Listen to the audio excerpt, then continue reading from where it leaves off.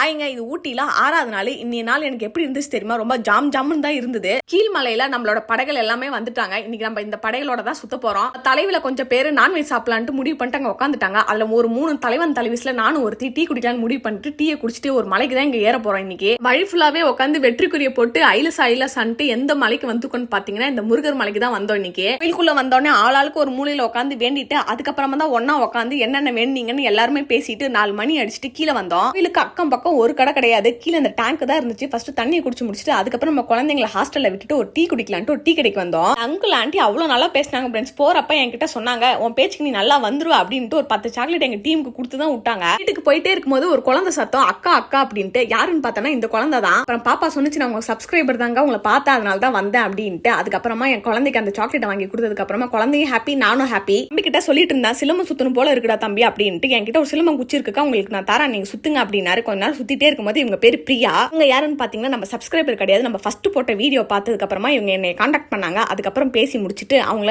வழி அமைச்சு வச்சுட்டேன். இன்னைய நாள் இப்படிதான் போச்சு. ஃப்ரெண்ட்ஸ் எல்லாம் தொடர்புல இருங்க. நெக்ஸ்ட் விளாக சந்திக்கிறேன். பாய்.